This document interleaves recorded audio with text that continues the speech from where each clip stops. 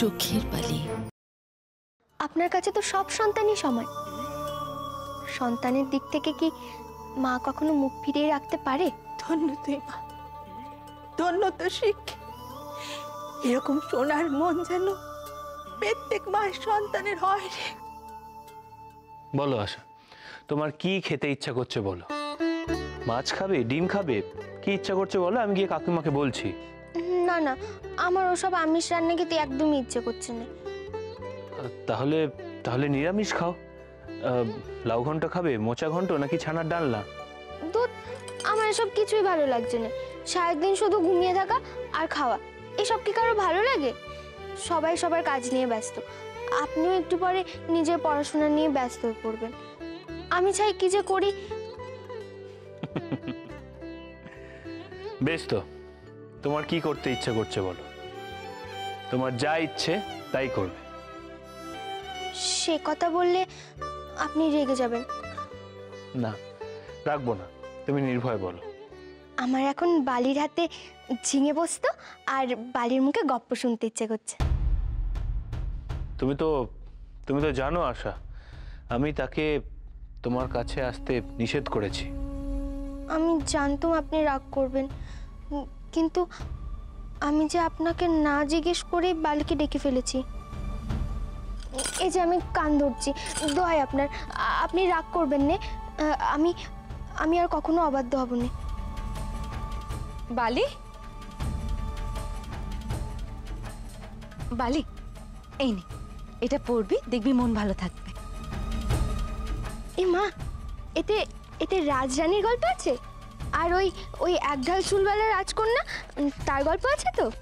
হ্যাঁ বালি, সব আছে, সব গল্প আছে।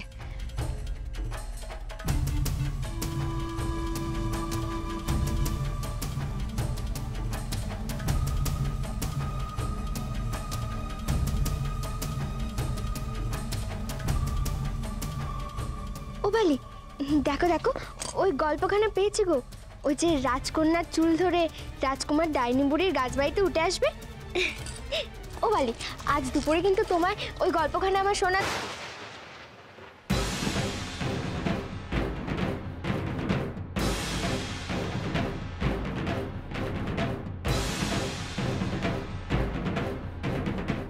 না বালি, তুই না।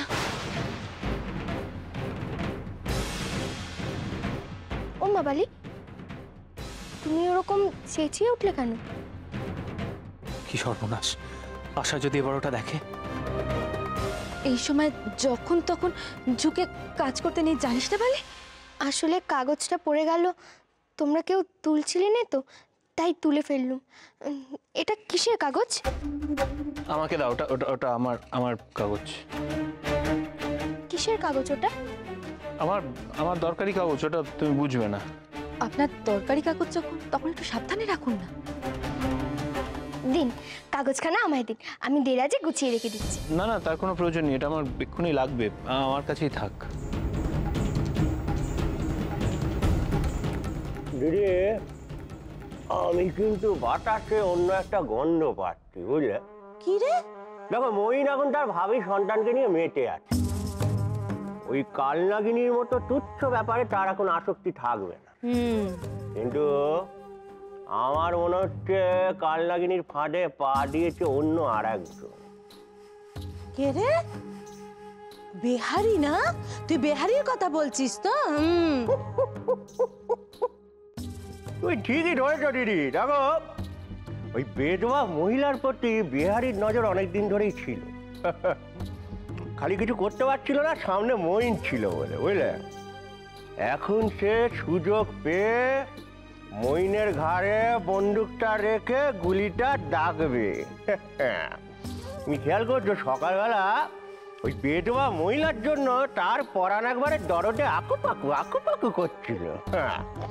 কেমন নিঃসারে মইনকে দিয়ে কাজটা করিয়ে নিল, যাতে আমরা কেউ সন্দেহ না করতে পারি। ঠিক ধরেছিস ফুলু, একদম ঠিক ধরেছিস। আমি এত বুদ্ধি রাখি, অথচ দেখ এই কথাটা আমার মাথায় কিছুতেই আসেনি। ফুলু, ওই বেহারি কিন্তু খুব বার বেড়েছে। এবারই সব কিছুতে না সমানে দেখছি কলকাঠি নেড়ে চলেছে। ওকে কিন্তু ঢিট করা দরকার।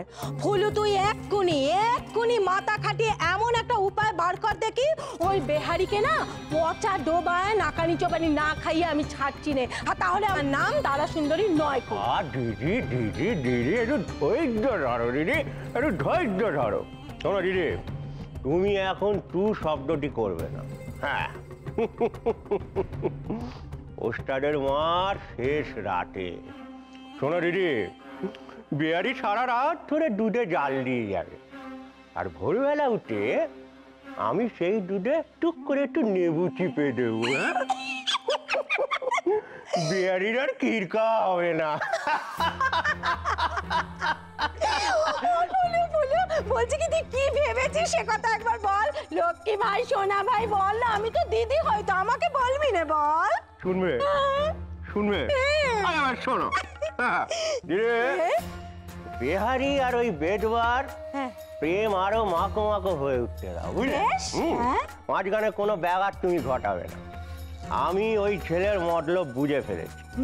বিহারি জলকে নামবে, অথচ বেনি ভিজবে না। ওদের প্রেম যখন আরো জমে উঠবে, তখন একদিন সুযোগ বুঝে ওই ব্রহ্মচারীর মুখোশ আমি খুলে ফেলে দেবো দিদি।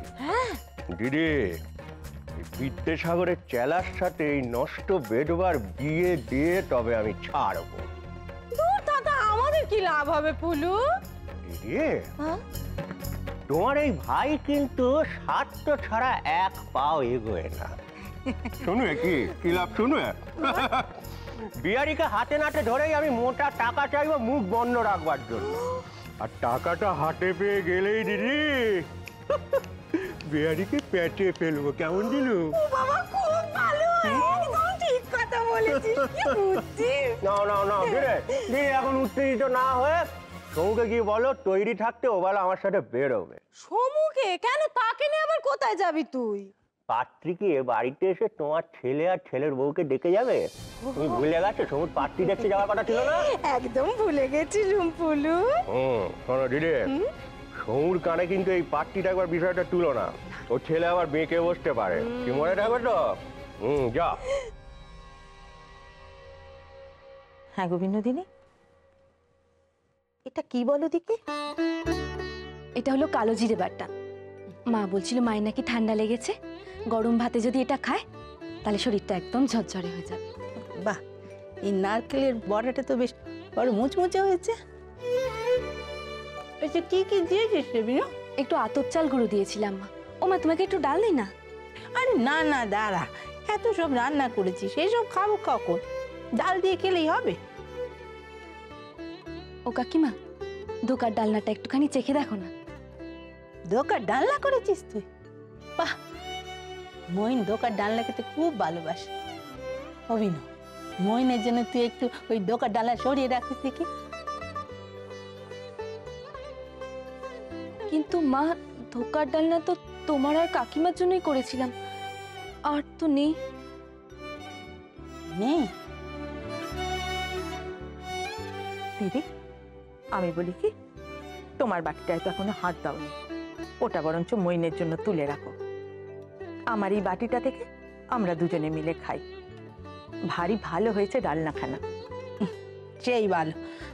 অভিনু, তুই কি একবার দেখ দেখি মইন খেতে বসেছে কিনা, তাহলে ওকে ওই দোকার ডালাটা দে আগে, যা।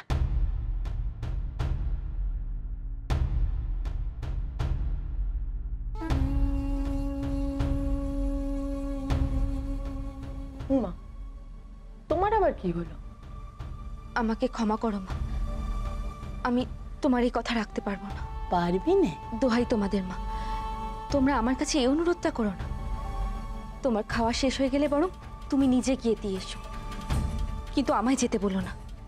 ওনার যে রান্না রাঁধতে হবে তা আমি রেঁধে দেব, কিন্তু ওনার সামনে আমায় পাঠিও না মা। দিদি, আমি বলি কি, ও যখন যেতে চাইছে না তখন বরঞ্চ ওকে আর জোর করো নে। যাক, মেয়ের তাহলে মতি পিরেছে। ও মা, মা, কাকিমা, তোমরা বসে আছো কেন? সব যে জুড়িয়ে যাচ্ছে, খাও। হ্যাঁ, খাচ্ছি।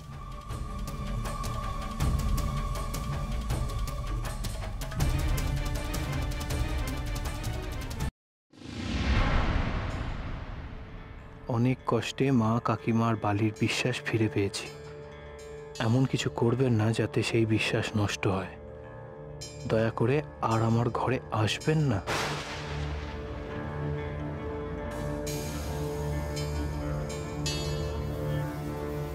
কি ভেবেছো তুমি আমি তোমার হাতের পুতুল? যখন খুশি যেমন খুশি আমাকে নাচাবে? ভুল ভাবছো বিনোদিনী, ভুল ভাবছো। মহেন্দ্র মুখুজ্জের যদি একবার কোনো কিছু পছন্দ হয় সেটা সে আদায় করেই ছাড়ে। তোমাকে আমার চাই এবং সেটা পুরোপুরি ভাবেই চাই। মহিন্দা,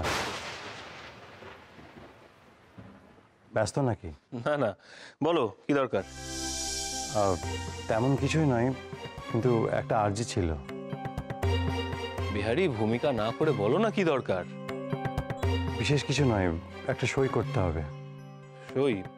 বেশ তো, দাও, কোথায় সই করতে হবে?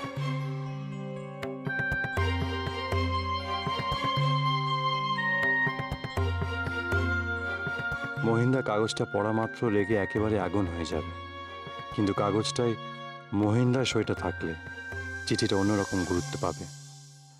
মহিন্দা, কি হয়েছে তোমার? না পড়েই তুমি সই করে দিলে? পড়ার কি আছে বিহারি? আমি খুব ভালো করেই জানি যে তুমি আমাকে ঠকিয়ে আমার বিষয় সম্পত্তি সব লিখিয়ে নেবে না। তার থেকে দামি সম্পত্তি তো লিখে নিতে পারি। এটা আসলে ব্রিটিশ রাজ্যের বিরুদ্ধে লাট সাহেবকে লেখা একটা চিঠি, তাই সমস্ত জনগণের সই সংগ্রহ করা হচ্ছে। ধরো। কি হলো মহিন্দা, তোমার কি হয়েছে বলো তো? কেন বলো তো? না, তোমাকে বড্ড অন্য মনস্ক দেখা যায়। কিছু কিছু হয়েছে নাকি? না না, তেমন কিছু নয়, আসলে মাথাটা ধরেছে একটু। চিন্তা করুন, ওষুধ খেয়েছি। তোমার কাজ হয়ে গিয়ে থাকলে বলো, আমার বিশেষ কথা বলতে ভালো লাগছে না, একটু শোবো। ও তাহলে ঠিক আছে, তুমি তুমি বিশ্রাম নাও, আমি আসছি।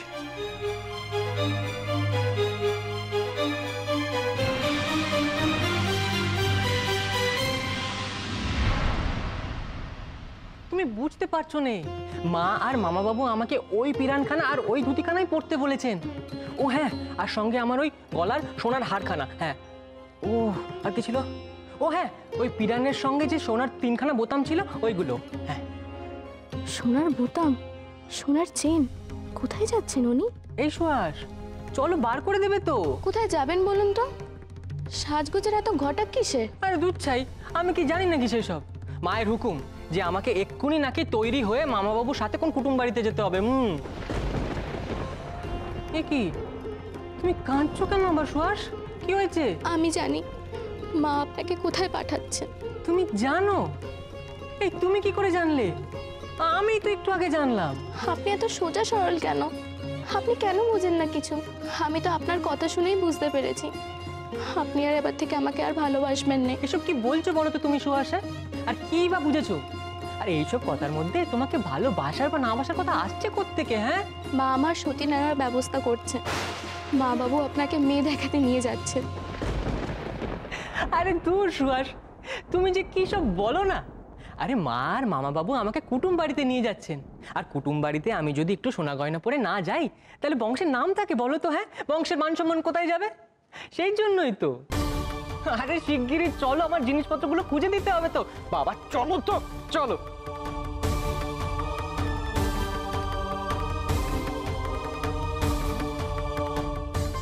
দাঁড়াও বিনোদ, তোমার সঙ্গে কথা আছে। আমার কাজ আছে, পথ ছাড়ুন। বিনোদ, এসবের মানে কি? কি সব লিখেছ ওই চিরকুটে? কেন? আমি তো পরিষ্কার বাংলা ভাষাতেই লিখেছি। আজকাল আবার বাংলা পড়তেও ভুলে গেছেন নাকি? কথা ঘুরিও না বিনোদ। কি ভেবেছোটা কি তুমি? আর কতবার তোমায় সে এক কথা বলতে হবে? কি করিনি বলো তো? শুধু তোমার পায়ে ধরা বাকি রেখেছি। আর কতবার বলবো সেই এক কথা? তুমি কি জানো না আমি তোমায় কতটা ভালোবাসি? কি করছেনটা কি আপনি? যে কেউ শুনে ফেলবে যে। শুনুক, শুনুক, তাতে আমার কিছু এসে যায় না। আজ হঠাৎ করে তুমি মা, কাকিমা, আশা এদের কথা ভাবছো, আর আমি বুঝি কেউ নই? আমার কথা তুমি ভাবছো না কেন? বিনোদ, আজ তোমার জন্য বাড়ির সবাই আমায় ছোট করে দেখে, তাও কিন্তু আমি তোমার পাশ ছাড়িনি। আর তুমি এত সহজে আমায় দূরে সরিয়ে দিতে পারলে। নিচু গলায় কি এত কথা বলছে দুজনে? এ কিন্তু তো কিছু শোনাও যাচ্ছে না। হে রাধা মাধব, অনেক কষ্টে এ বাড়িতে শান্তি ফিরে এসেছে। চুনিটাকে আর কষ্ট দিও না ঠাকুর, চুনিটাকে আর কষ্ট দিও না। এইসব আলোচনা পরে হবে। এখন আমি এসব শুনতেও পারবো না, আর তার জবাবও দিতে পারবো না। যে কেউ দেখে ফেললে আমি চরম বিপদে পড়ে যাব। আচ্ছা, আমি তো কোথাও পালিয়ে যাচ্ছি না, পরে না হয় এসব নিয়ে আলোচনা করব। এখন আমাকে যেতে দিন মহেন্দ্রবাবু।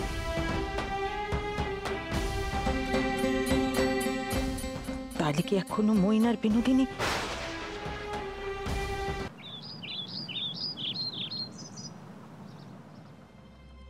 মাসি, তোমার খাওয়া হয়েছে? শুনি, হ্যাঁ এই তো খেয়ে এলুম। ও মা মাসি, তুমি এমন চমকে উঠলে কেন? না তো, চমকাইনি তো। আয় আয়, বস দেখি এখানে।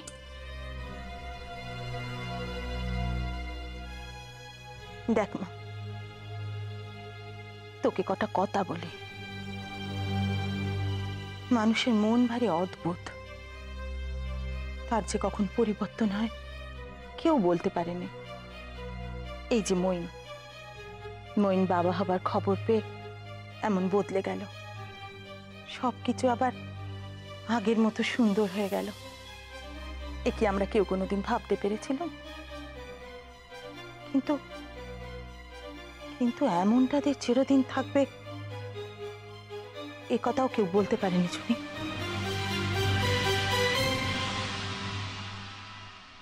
স্বামীর মন হলো পদ্মপাতায় জল, একটু অসাবধান হয়েছিস কি টুপ করে পড়ে যাবে। তাই বলি কি মা, মইনকে কখনো কাজ ছাড়া করিস নে। ভক্তি, ছেড়ে দা সব করবি, কিন্তু কখনো রাস আলগা করবি না। কিন্তু মাসি, সে কেমন করে হয়? উনি তো আমার স্বামী, ওনার রাশ টেনে রাখবো, সেটা কি আমার শোভা পায়? এটা সংসারের নিয়ম চুনি। পুরুষ মানুষের স্বভাবই হলো বারমুখী, রাস আলগা দিলে যে চলবে না। তাছাড়া নারী পুরুষের সম্পর্ক হলো ওই ঘি আর আগুনের মতো, পাশাপাশি রাখলেই বিপদ। তাছাড়া চুনি এ বাড়িতে বিনোদিনী আছে, তোকে যে সতর্ক থাকতেই হবে মা। কিন্তু তাহলে যে ওনাকে অবিশ্বাস করা হয়। আমি তো ওনাকে বিশ্বাস করি। তাছাড়া বালিকে তো আমি আমার পেরানের চাইতে বেশি বিশ্বাস করি। এনারা এমন কিছু করবেন না যাতে এই সংসারের শান্তি নষ্ট হয়। অবিশ্বাস করতে তো তোকে বলছি না মা, শুধু বলছি একটু চোখে চোখে রাখিস। বিনোদিনী যেন কাজে কমে ব্যস্ত থাকে সে খেয়ালটুকু রাখিস। তাছাড়া মইনের নাও খাওয়ার দিকে নজর দিবি, তার হাতে হাতে বইপত্র গুছিয়ে দিবি, তাকে একটু সময় দিবি। এই কাজগুলো তো তুই করতেই পারিস। দেখ মা, তোর থেকে আমার সংসারের অভিজ্ঞতা 1000 গুণে বেশি, তাই আমার কথাগুলো একটু মাথায় রাখিস। আচ্ছা মাসি, সে পরে হবে কোন, এখন একটু চলো, আমি একটু তোমার সাথে শুই। হ্যাঁ মানে তুই এখানে শুবি? মানে মইন কোথায়? উনি আছে কোথাও, হয়তো কাছে পিটিয়ে কোথাও আছে হয়তো। চুনি, এত দায় সারা হলে চলবে না। এতক্ষণ তাহলে আমি তোকে কি বোঝালো? যা ঘরে যা, গিয়ে দেখ মইন কোথায় আছে। আচ্ছা দেখছি। যা।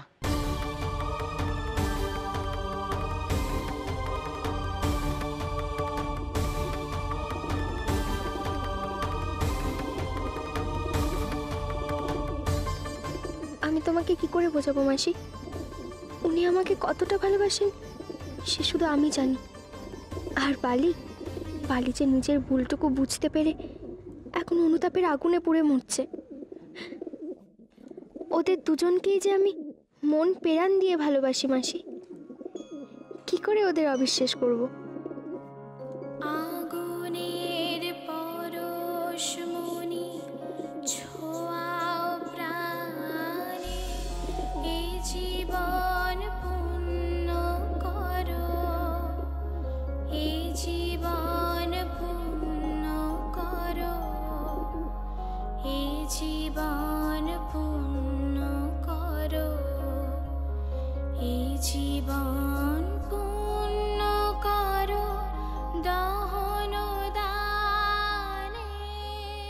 বাহ, এত সুন্দর গলায় কে গান গাইছে? পরশমণি